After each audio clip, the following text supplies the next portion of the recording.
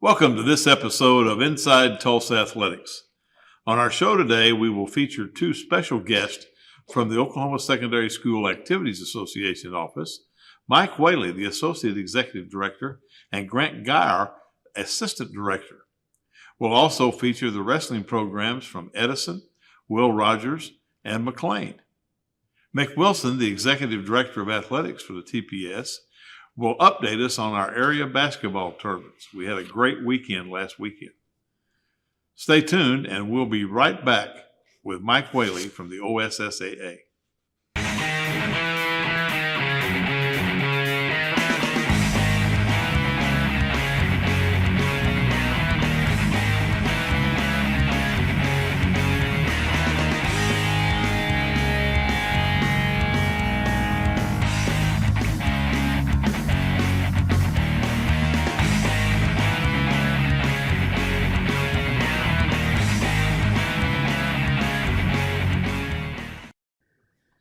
Welcome back to Inside Tulsa Athletics. Our first guest today is a special guest, the retiring Associate Executive Director of the OSSAA, Mike Whaley. Mike, welcome to the show. Thank you, Coach. I appreciate being here, and always an excellent opportunity to come and visit, especially with you, but also to talk about things that are going on in the Tulsa area. Yeah, it's a great time of the year with basketball and everything that's going on right now. Wrestling just finished up, and swimming and everything. So, well, Mike, you have announced your retirement. So let's talk a little bit about your background before you went to work at the OSSA. Sure. And what put you in that position to go there. Teacher coach. Always wanted to be a football coach growing up at Cleveland High School, and wanted to be a teacher and a coach. I had that opportunity to start off over as a Sandite at Charles Page High School in Sand Springs. Was there for a couple of years. Went to Mangum as the head football coach. Went to Southwestern to assist. Went to Blanchard. The whole time I was doing that, I had a side gig officiating basketball. And my mentor in college was a man named Cecil Devine, who ended up being the executive director of officials at the Oklahoma Secondary Schools Activity Association. He got me into officiating.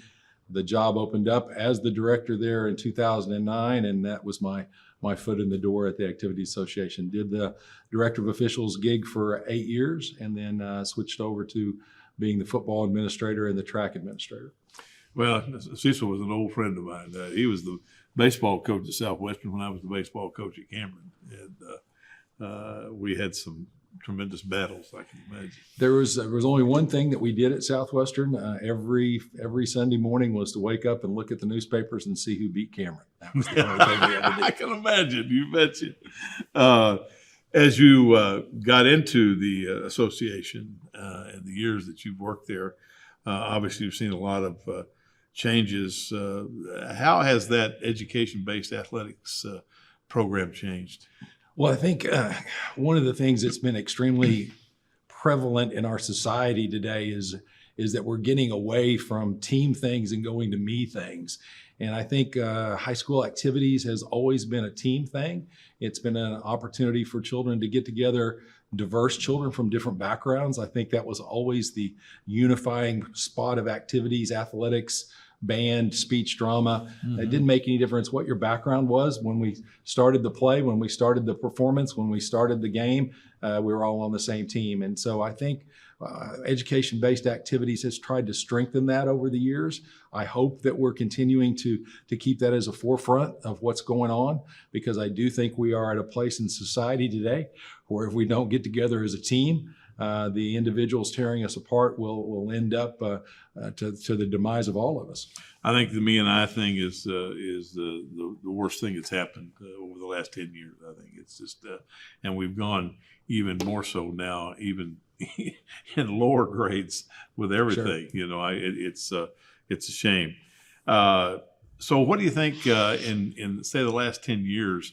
What are some of the biggest changes that you faced at the association? Well, I think the number one thing that's come to the forefront here recently is the name, image, and likeness trickle down from the NCAA. And of course, the NCAA either ignored the issue or backburnered the issue for so long that when it did come to the forefront, they were left chasing the issue as far as being in front of it. And I do think one of the things that the Federation, which is the national organization that OSSAA belongs to, has done an excellent job of trying to keep us at least in the game. So we have some guidelines that our board has put into place. And I think it's going to be something that's going to benefit not only the children in our state, because we certainly don't want to stand in the way of some child able to benefit individually or as a family from his name, image, or her name, image, or likeness. We just had a young lady at Piedmont High School that signed an NIL deal with a bat company. She's a softball player. And I think that's a good thing for her. It's a good thing for the sport.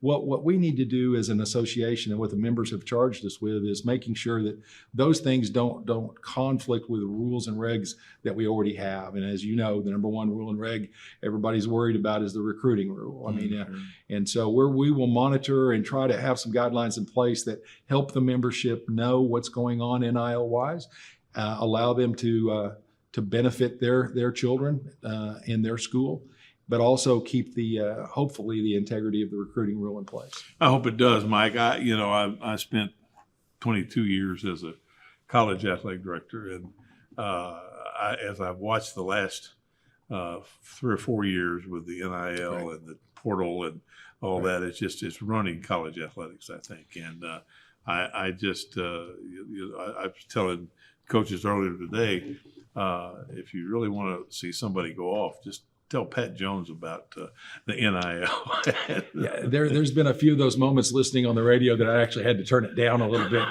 because Coach was making his point, and since I agree with him, I really don't have to listen intently to him, so I have to turn the volume down again. He says it exactly how it is. Exactly. As you look forward to retirement, what are your plans? Well, right now, I always thought the last 15, 20 years of my career that I was wanting to get to that place where I could meet my friends at the donut shop in the morning and we could decide whether we were going to go fishing or we were going to go play golf. So I don't have the fishing thing really lined out yet, but I've got the golfing thing lined out. There you go. So we have a bunch of educators that I worked with at the last job I was at Westmore who have 2 or 3 golfing groups, and they're keeping busy and doing those things. So I'm going to try that for a while. I don't pretend to be a good golfer in any way, shape, or form, but I do enjoy the camaraderie of 18 holes, and I like telling lies with the best of them while you're out there. Play. Yeah, exactly. Those 2-foot putts become 10-foot putts. Exactly. If I ever make one. Right. Well, we'll be right back with more with Mike Whaley and talk about some really critical things, Rule 14, NIL, and maybe the shot clock. Hey Tulsa, welcome back to the top recycling play of the day. Team Johnson is facing off against one tough competitor, glass. That's right, only glass bottles and jars are recyclable. Don't even think about sinking a drink in glass or mirror. Always good to empty your glass bottles and jars before recycling. These two get it, emptying both bottles from far out, and they remove the lids. Score big by recycling your glass bottles and jars. Learn more at TulsaRecycles.com. Being an athlete at Nathan Hales means that you have to be consistent, outgoing, and be dedicated because students at Nathan Hale look up to the football team. Being an athlete at Nathan Hale has taught me to be confident and disciplined and always to be open-minded and always ready to work with people no matter how difficult it is.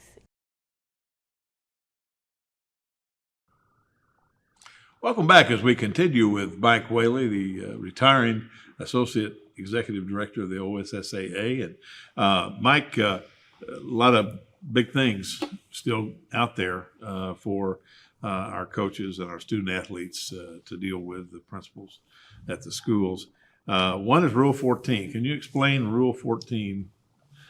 Right. We only have 6 minutes. Exactly. Rule 14 is secret code for an issue that has faced every state association across the country, which is how do you allow or what do you do when you have public and private schools competing in the same scenario?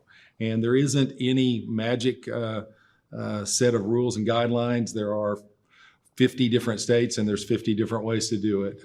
What we have done in the state of Oklahoma several years ago with the implementation of a rule, which it's number 14 in our book, so that's where that comes from, is basically a success formula. So if we had private schools that were successful in activities, then if they met certain criteria, then they elevated in their classification. So if you had a school whose ADM, which is the average daily membership, or the number of students in the school, if you had those folks whose ADM placed them in a 3A classification, if they were successful at an activity, that moved them up to the next one up, which was 4A. So over the last few years, we have had several schools bump up to those activities.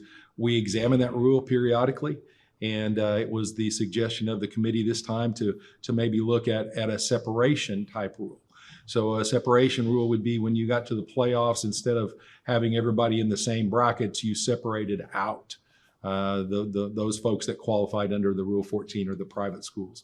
So our board took the recommendations of the committee and added some things to that, and have charged our staff with gathering some information. They want to make a change. There's going to be a vote takes place here in the next probably in the next couple months with the membership, and since things are in rule and our way of doing things, it has to be voted on by the entire membership. All 482 member schools will get a vote, and it will be a simple majority of those people that are voting, whether the rule is passed or not. So we're rewriting the rule. We're giving the board an opportunity to have some more input, which they want and have made known.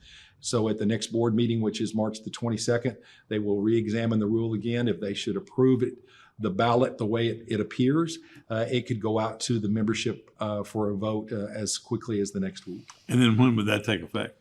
The last board meeting, they decided that any changes in this rule would take place in the 24-25 school year. So we've got one more year to play with as we have it. They are the board, though, and they can make that determination that they want to change that if they want to do that. But when they made the motion to make the rule a vote, they made the motion to have it take effect in 24-25. Another item that has been out there among the membership is the shot clock in high school basketball. Where do we stand with that? So it's interesting. I was at a joint meeting of the Northeast Oklahoma athletic directors and the Central Oklahoma athletic directors. We were meeting at the Thunder complex in Oklahoma City, and Coach D, the head coach of the Thunder, gave us a 15-minute dissertation on the shot clock and why we should have it. Our staff surveyed the member schools quite extensively in the last 18 months over whether we needed the shot clock or didn't need the shot clock. It was the results were kind of a breakdown by class. Some of the larger schools were very adamant that it was needed. Some of the smaller schools very adamant that it wasn't needed. Our director made a recommendation to the board in the not the last meeting, but the previous meeting about, okay, well, then going forward, let's let the bigger schools use the shot clock and the smaller schools not use the shot clock. And our board voted that down. And so at this time, we don't have the shot clock. It's an option for state associations by the Federation at this point. I think that there will be another appearance of that on an agenda before we get too far down the road. As you know, we had a very poignant reminder of the shot clock with Weatherford High School in Anadarko battling to a 4-2 basketball game. And so we've got a lot of talk about that. I do think that it is one of those items where we have a lot of folks that are very protective of the game of basketball and should be. Basketball is a big thing in the state of Oklahoma. It's a huge deal for the Activities Association. As we say in that building all the time, basketball keeps the lights on. I mean, if we didn't have the basketball playoffs, it would be difficult to do all the things that we do. So the staff there is very aware that we're a member-driven association and we want to do what the membership wants to do.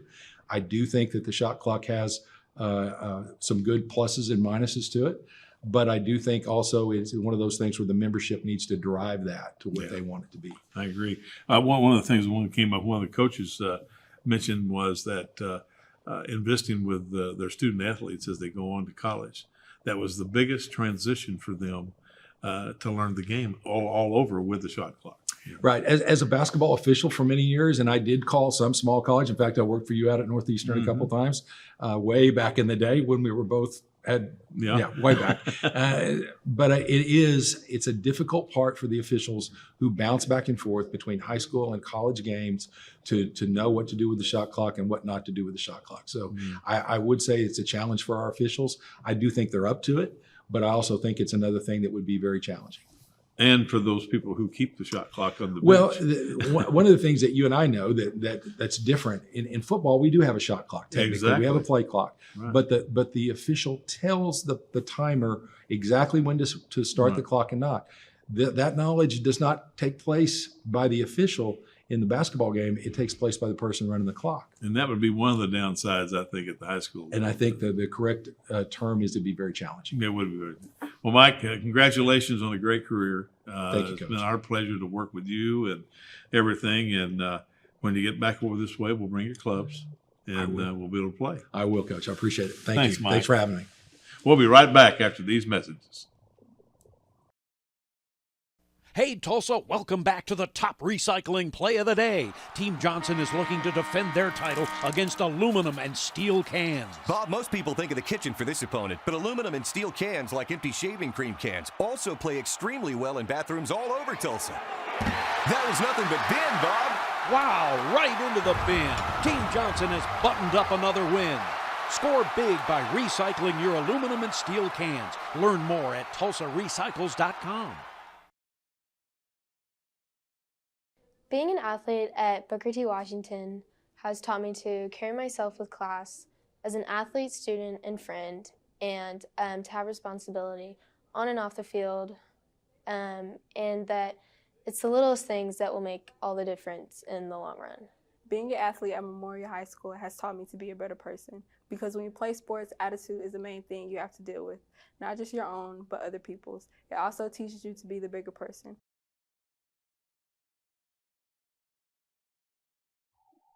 Welcome back to Inside Tulsa Athletics. And now we have Grant Gower, Assistant Director of the OSSAA, and has a tremendous job. Thank you for being here with us today. This is a very busy time for a guy who supervises officials, isn't it? Yes, sir, it is. We have right in the middle of state playoffs, of course. State basketball tournaments start tomorrow, actually, on Wednesday for Class A and B. And of course, 5A, 6A, 2A, 3A, 4A, all going into areas as well this week. Do you have enough officials for this weekend? Well, that's a very good question. We this week we're okay. Last week was the very big challenge. We had 560 basketball games last weekend across the state of Oklahoma, from the Panhandle to the far southeastern part of the state, and all points in between. And that meant around 1,600 assignments that went out, and it was very much a challenge to get all those covered. We were able to, and officials did a great job being there, and that's one of the things that is a big part of that. Obviously, if the officials aren't there, then the games don't happen. Right, exactly, and that did occur some this year in lower level, below varsity competition. I know they had to cancel some games because of the officiating situation. Let me ask you this: as you get into this time of the year, and of course you're coming up with baseball, and so on. But tell us a little bit about your background and how you got to the OSSAA. Well, it's been a great ride for me. This is my 39th year in education. Teacher, coach, administrator, athletic director, official. Most recently, I was offensive coordinator at Oklahoma Baptist University. Coached football there, and then came to OSSAA 4 years ago now. It's been there 4 years, and I was head football coach at Derrick High School, and coached baseball and head baseball coach for 18 years, I think, in all this as well. So it's been a great time. Family of educators, my wife, my brother, sister-in-law, all of us parents.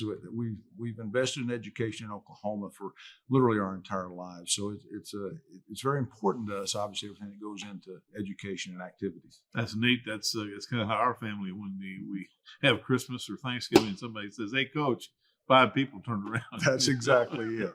That's kind of a good deal. But and we have a lot to talk about, obviously, because we're in the business. As you look at the growth and importance of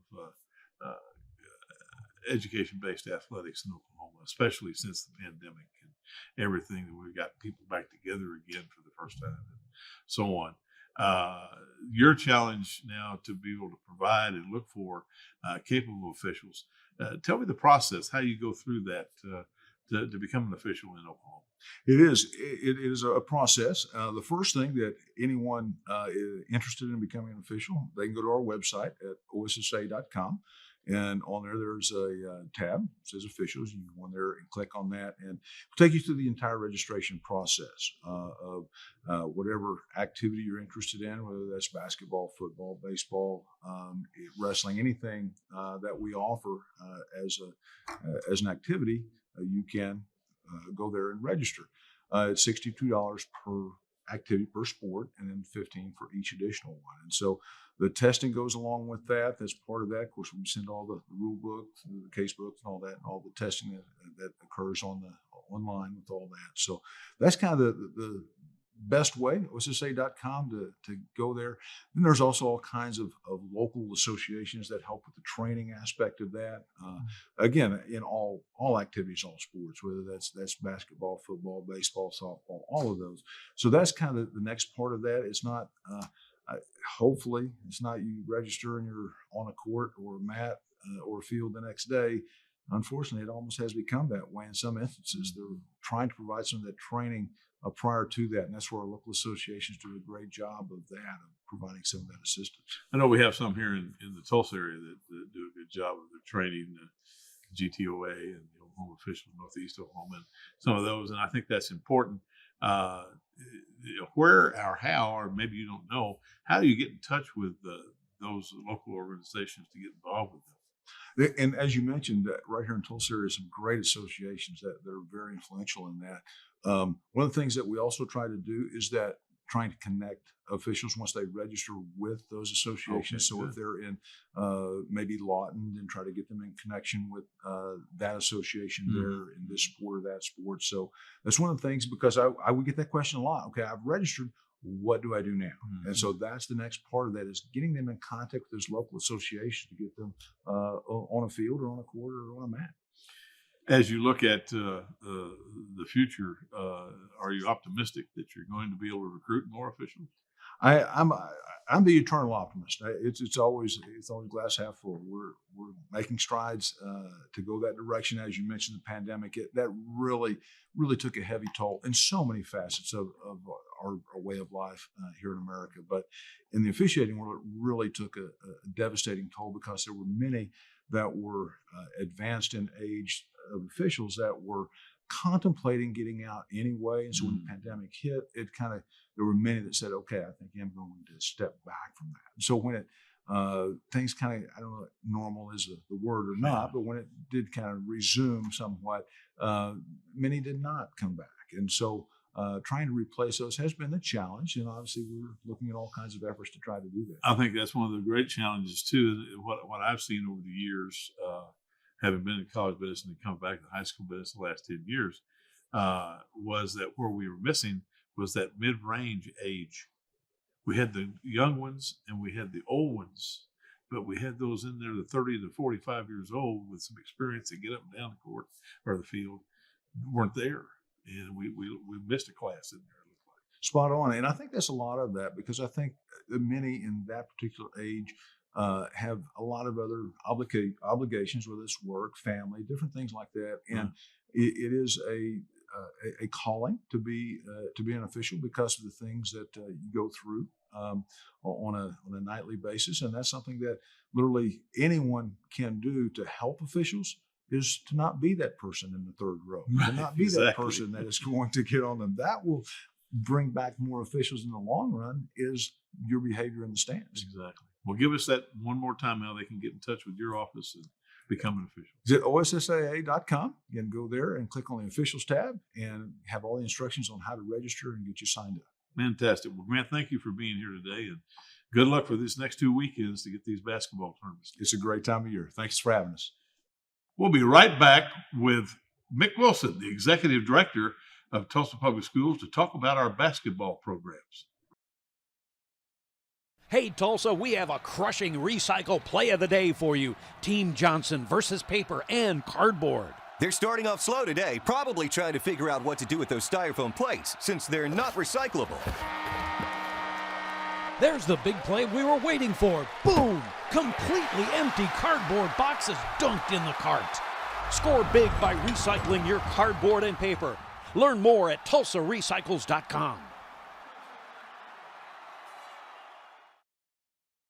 Being an athlete at Edison High School has taught me to work as a team rather than as an individual. Whenever you're on a team, you have a special bond with each other. You know you can rely on them in a time of need, whether on or off the court. Whether it be a shoulder to cry on or advice on how you can improve, you know your team will always be there for you.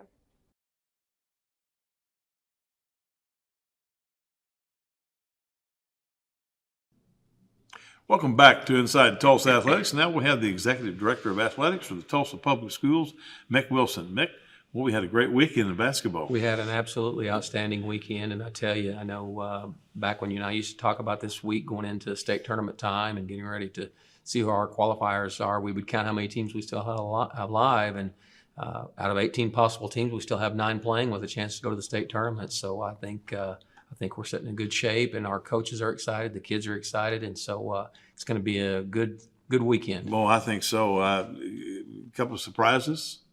I tell you, the Central girls have slowly chipped away at building a good little program, and Jimmy Walker has done an outstanding job, and the kids work so hard.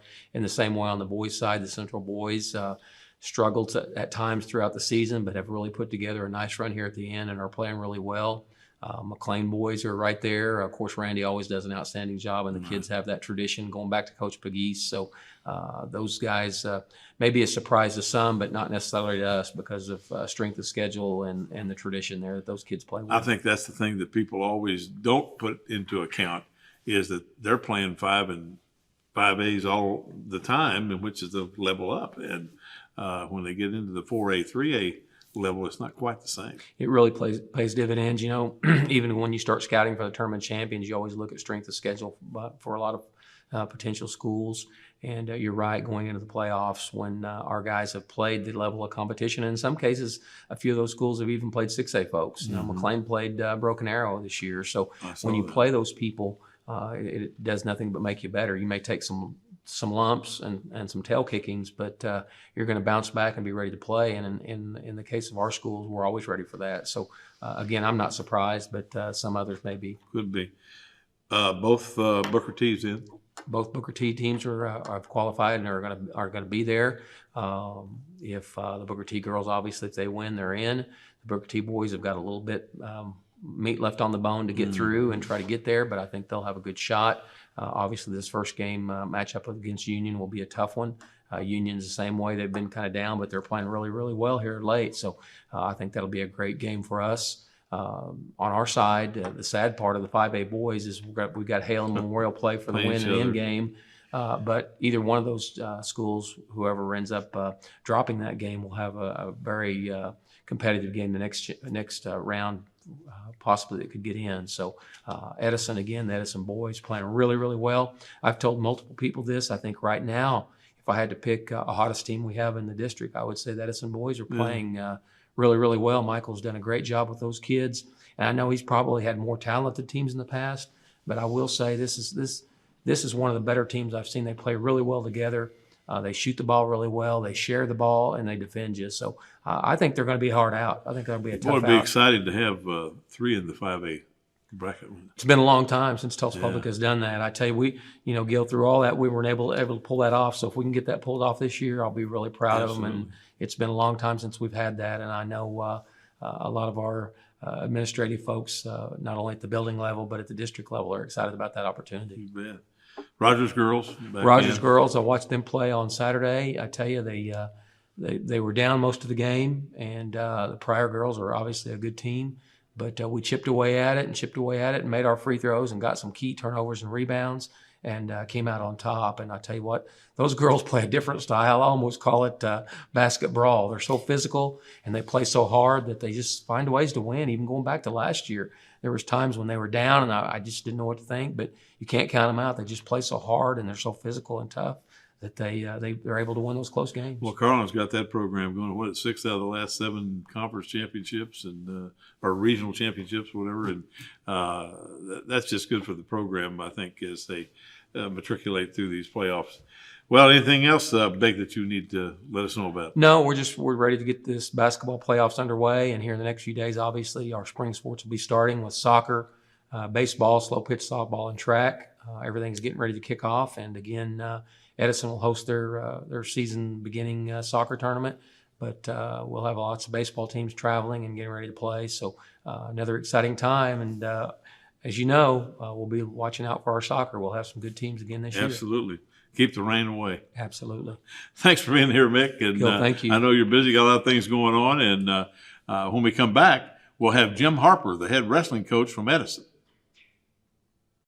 Hey, Tulsa, welcome back to the top recycling play of the day. Team Johnson is facing off against one tough competitor, glass. That's right. Only glass bottles and jars are recyclable. Don't even think about sinking a drink in glass or mirror. Always good to empty your glass bottles and jars before recycling. These two get it, emptying both bottles from far out, and they remove the lids. Score big by recycling your glass bottles and jars. Learn more at TulsaRecycles.com. I feel like athletics is so important at Tulsa Central because it's an outlet for some of our kids there. They get a better opportunity to basically give back to our community. At McLain, the sports is what mainly drives a bunch of the students to come to school every single day and work hard because they want to be able to come from the classroom to the field or the court and show at what they're good at.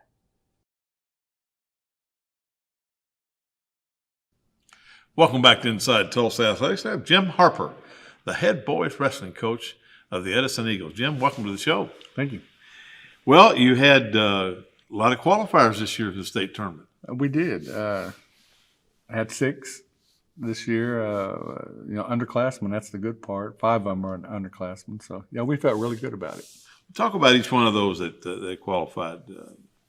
106 pounds, you got Zane Jackson. It was really cool. We had 6 out of the first 7 weights qualified. We had Zane Jackson at 106, Michael Corbray at 113. At 120, we had Derrick Husseini. At 132, we had Isaiah Furra. At 138, we had Jaden Alexander. And at 144, we had London LeBay. And, they all qualified. We had 1 regional champ and 4 fourths and 1 fifth, I think, at regionals. And then on the state tournament, they all won. But our 144-pounder was the only one that did not win his first match at state. So I see. We felt good about that as well. And it's only 1 senior in that group of 6.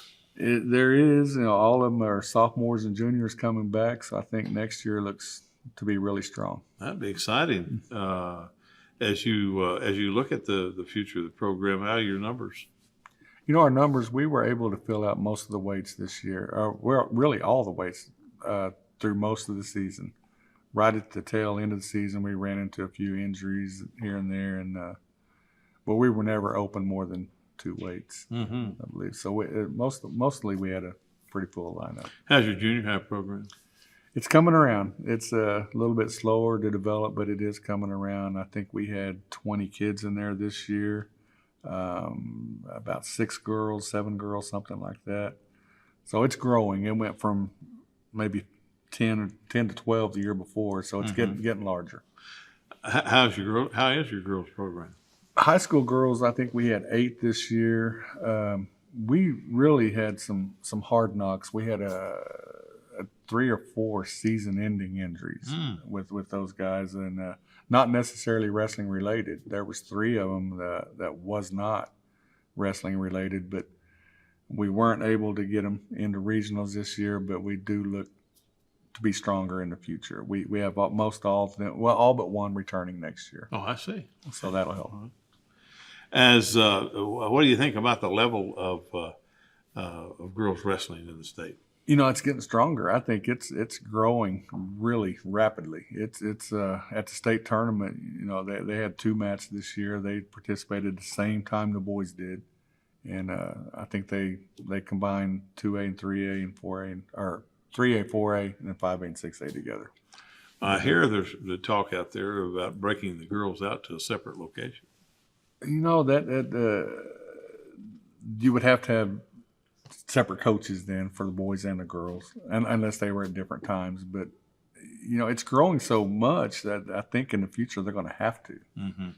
But crowd and everything, number of teams, number of participants in one location would make it a little bit of a, you know, I remember one year I was at Union and we had 4 mats in the old gym there, and we had 5A on 2 mats and 6A on 2 mats, and that was a long weekend. I can tell you, it was exciting to have those there. Yeah. As you look at your program, are you excited about the future? I really am. You know, with 5 returning state qualifiers next year, when we do go to the tournaments that we go to each year, it makes the seeding process much easier for us. You bet. And you know, we got some young kids coming in. I think it's going to really help us too, incoming freshmen. You know, it really looks bright. For the next 2 to 3 years, I think we're in good shape. Well, good. As you look at your overall program, that has really developed over the last 5 or 6 years. You know, facility-wise and everything. It really has. You know, we've had at least a state qualifier for the last 13 years in a row, and most years it's been multiple state qualifiers. Mm-hmm. Now this year it's been qualifying 6. That's the most we've ever qualified since I researched it back to the 1990s. Oh yeah. And so it's been close to 50 years since we've had that many state qualifiers. Excellent. So I was really proud of that. Well, fantastic. Well, good luck in the off season. I appreciate it. We'll look forward to seeing you next year, and hopefully get those 6 or 5 of those 5 in and go from there. Hopefully get us a chance. Good luck. When we come back, we'll have Trey Steele, the head wrestling coach at McLain. Hey, Tulsa, welcome back to the top recycling play of the day. Team Johnson is facing off against a tough competitor, plastic. Don't trust those numbers on the bottom. You have to stick to what you know. Only bottles and jugs found in the kitchen, bath, or laundry. They're quick to pick up. And empty those bottles before sinking that shot. Always empty your bottles before recycling. Score big by recycling your plastic bottles and jugs. Learn more at TulsaRecycles.com. I love Will Rogers Athletics because it helped me physically, spiritually, and emotionally through all the journeys I've been through at that school. All of the support staff helped me a lot, and it's just an amazing school. Athletics at Will Rogers changed my life because it became a second family. With the support of my coaches and teammates, it's helped me gain confidence, work as a team, and will help me in college and in life. Welcome back to Inside Tulsa Athletics. Now we have Trey Steele, the head girls wrestling coach of the McLain Titans. Trey, welcome to the show. Thank you for having me. Well, you had a state qualifier this year, yes. Young lady. I know when we talked early back in October, I think, November, you were looking forward to this season. Did you have any inkling that this young lady would be able to qualify for the state tournament? Actually, I didn't. Her story behind her is pretty amazing. She's a football player, and she gave up football to become a full-time wrestler, and she won 0 matches last year.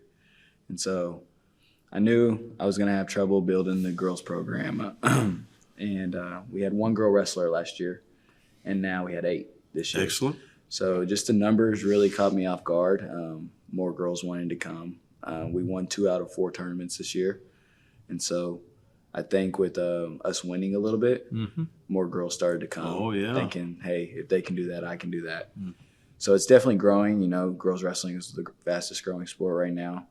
It kind of caught me off guard this year, how our season went with our girls. But with my state qualifier, she really surprised me. You know, like I said, she won 0 matches last year. Huh. So she went from winning 0 matches to, I think, 12-4, 12-3. Oh, really? Like that. Yeah. I think she's beat 2 of the 3 girls that beat her. So she made a tremendous turnaround. And she is what's her classification? She is a sophomore. Sophomore, yeah. yeah. And so the good thing about her is she's a sophomore. She's an ed student. So she's taking college classes right now. Well, so by the time she graduates, she'll already have that associate's degree. And so she's a pretty good student. That will help her. Would she have a chance to be able to be a collegiate wrestler? Yes. So her goals, she has her goals all laid out. She wants to go wrestle in college. And I believe in her. She's taking step by step. She does the extra work outside of practice, and she believes in herself. Well, she'll be a leader in helping you recruit players or wrestlers into the program. For sure. And, she has dreams of becoming a coach, and I really think she'll be a great coach one day. She has a great leader. Well, that's neat. Mindset, That is neat. I always, people say, how did you get into this business? And I said, I was only student of the month 1 month in my entire career. It was in the 7th grade in the second semester. But when they interviewed me, they said, what are your life ambitions? I want to be an offensive line coach. I knew when I was 13 years old what I wanted to do, and I was able to focus that way, and was fortunate to spend 51 years doing what I wanted to do. Trying to be like you when I grow up. Yeah, well, one of these days I'll grow up. But that's neat for her to have that in her mind, I think. Oh, yeah, she's pretty straightforward. She knows what she wants to do. Like, she take care of business, and I really don't have to get on to her. Tell her one thing, she does it. She does extra for it. She does what she has to do, and hopefully these other girls, we got a few freshmen. I didn't graduate anybody this year. Oh, yeah. Even on my boys' side, I didn't graduate anybody. Really? Yeah, so we're looking pretty good for the future. How's the boys program? Boys program, we had a down year this year, but we qualified someone for a state tournament since 2015. My head boys coach, he is the first state placer since 1977. He qualified 2017 and 2018. No, 2016 and 2017. He qualified. He was a state runner-up 2017. So we've had some good kids come through McLain on the boys' side, but this year we just had a rebuilding year. Are you able to work with a junior high program? Yes, it's a little complicated right now. They're just on a different time schedule for Monroe Junior High. But next year we plan on getting that squared away. We had them in there this year. None of them were 8th graders. We had a lot of 6th graders. We had about 10 junior high kids. And I love those kids. That's good. They're not old enough to where they think they know everything. Right. So they come in wanting to learn and want to, yeah. So that's junior high program will come along pretty good. So. Well, and then the Monroe folks are good folks. Yeah, super good. Rob and his crew down there, they do a good job, and they want to feed their parent school. I think that's good. Well, congratulations to your young lady. Thank you. And to you, and good luck next year as you get ready to go into off season now. Yes. And get ready to have another year next year, and hopefully we'll have you back for sure next November, and we'll talk about Titan wrestling. Thank you for having me. When we come back, we'll have Derrick Gates, the head boys wrestling coach at Will Rogers High School. Hey, Tulsa, welcome back to the top recycling play of the day. Team Johnson is looking to defend their title against aluminum and steel cans. Bob, most people think of the kitchen for this opponent, but aluminum and steel cans, like empty shaving cream cans, also play extremely well in bathrooms all over Tulsa. That was nothing but bin, Bob. Wow, right into the bin. Team Johnson has buttoned up another win. Score big by recycling your aluminum and steel cans. Learn more at TulsaRecycles.com.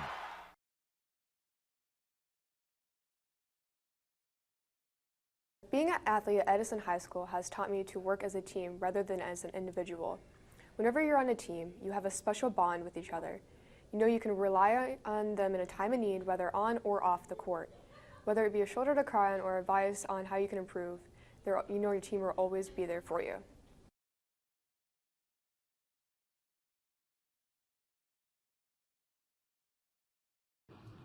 Welcome back to Inside Tulsa Athletics. Now we have Derrick Gates, the head boys wrestling coach of Will Rogers Ropers, and had 3 go to state this year, qualify out of the regional. Talk about those young men. So starting off at our lowest weight, we had Robert Brown at 132 pounds. He was a qualifier last year, ended up squeaking through qualifying again this year. at the tournament. He ended up losing in his pigtail match, didn't quite make it onto the bracket, but that 132 weight class is pretty stacked. Good wrestlers at 132. Oh yeah. Then up at 190 pounds, we had Eden Sylvan. He got in. This is his first time qualifying. At the tournament, he ended up winning his pigtail, goes against the 1 seed from the East. We ended up losing to him. Put together a really great match against a kid from Guthrie and ended up advancing to the consolation semis. We ended up dropping it to a kid from Grove by 3 points. It was a tough match, a lot of tough kids there. And then our heavyweight, Kevin Acevedo, he ended up placing 4th at regional, so he had a good draw. Wins his first match, goes up against the 1 seed from the West out of Duncan, and we end up losing a 1-0 match, real tight one. We just couldn't get out on bottom against him. He was big 6'5", 270-pound kid. He's big. We go on the backside, end up beating another kid from Guthrie, end up receiving a forfeit in the consolation semis, getting in for 3rd and 4th, and we draw the Duncan kid again.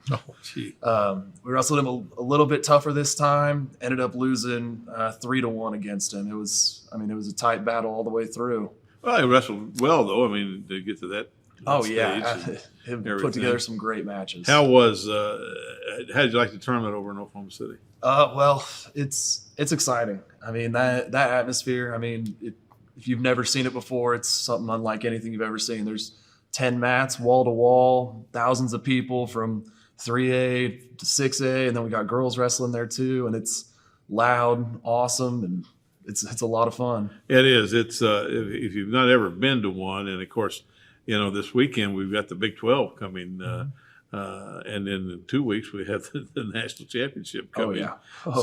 If you want to see some great wrestling, I guarantee you it is exciting as it can be. I can remember years when I was at Union and we won the state championship by 2 points over Midwest City. Yeah. And it was at Lloyd Noble at the arena at Oklahoma University.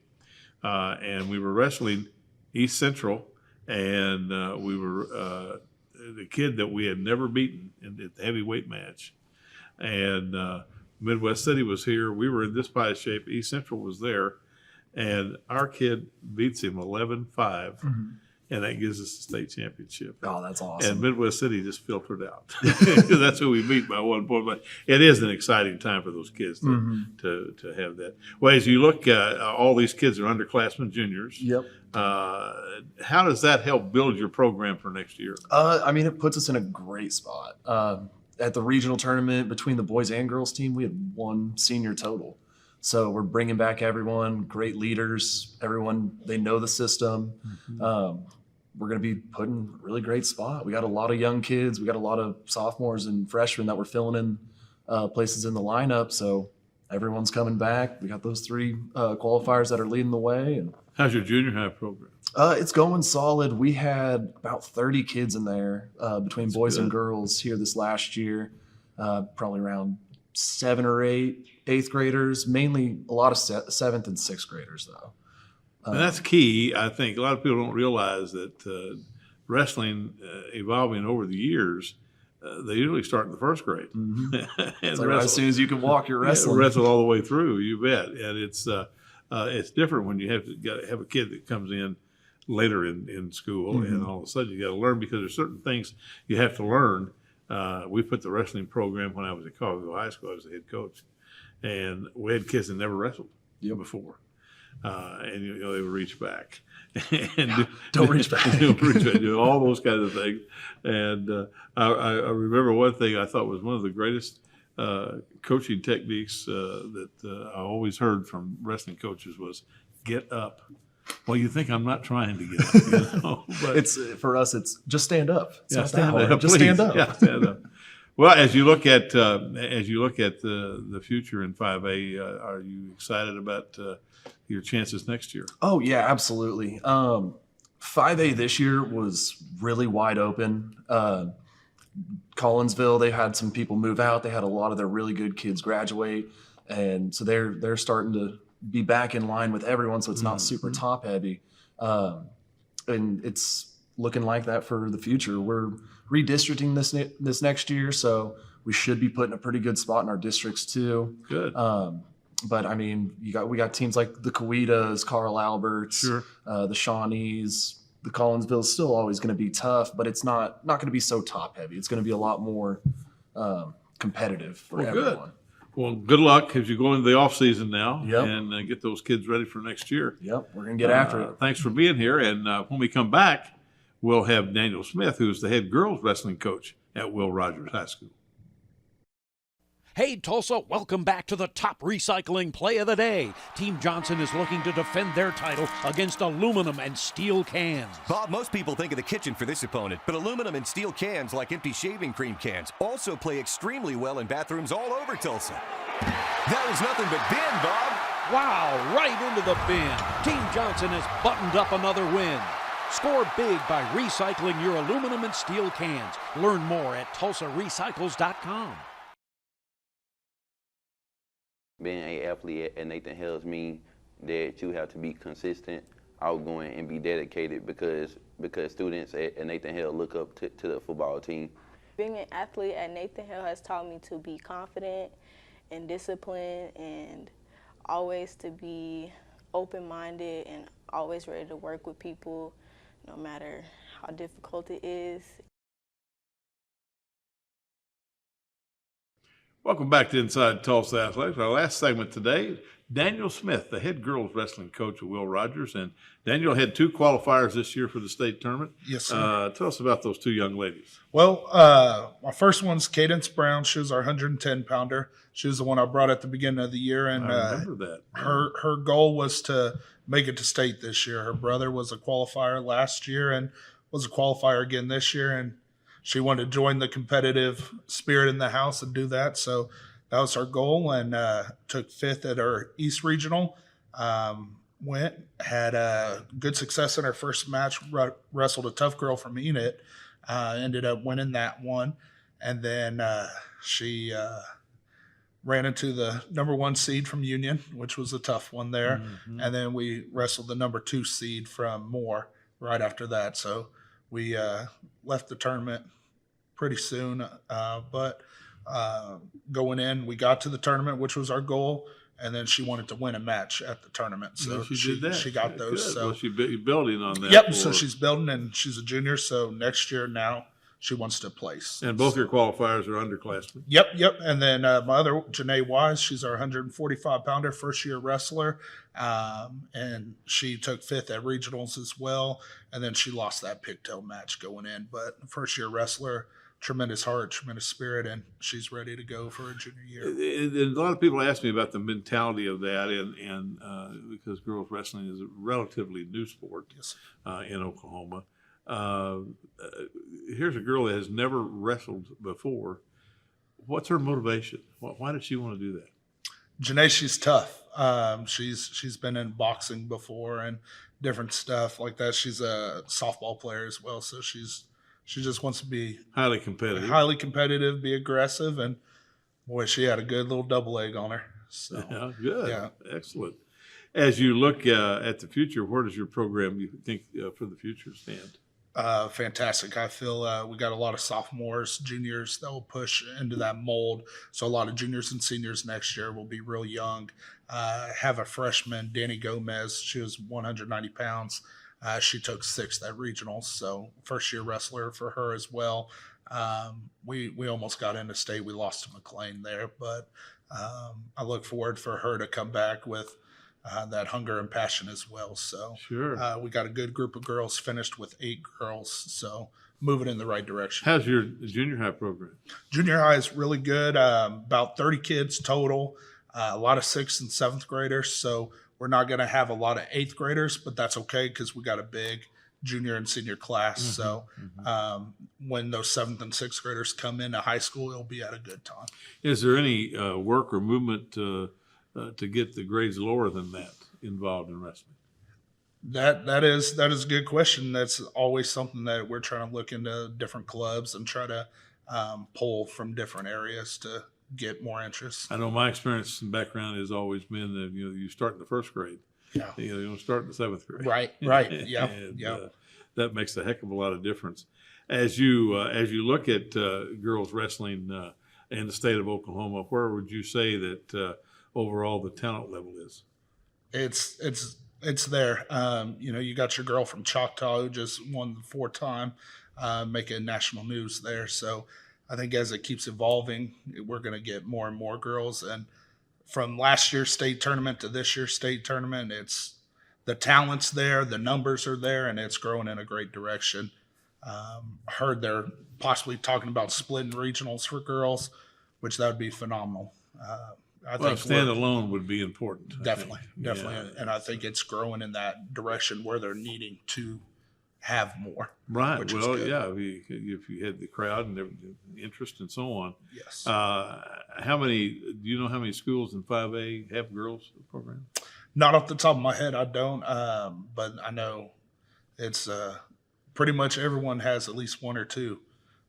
There's a lot of teams. I know at our East Regionals, it was pretty good representation from different schools. Oh, that's good. That's great. Well, good luck, and I hope your off season goes well and Yes, get those sir. kids ready to go to the state tournament again next Yes, sir. year. Weightlifting started. There you go. You got to build on that. Yes, sir. Well, congratulations on getting the program started and so on, and we'll look forward to seeing you next year. I look forward to it as well. And we'll be back after these messages. Hey, Tulsa, welcome back to the top recycling play of the day. Team Johnson is facing off against one tough competitor, glass. That's right. Only glass bottles and jars are recyclable. Don't even think about sinking a drink in glass or mirror.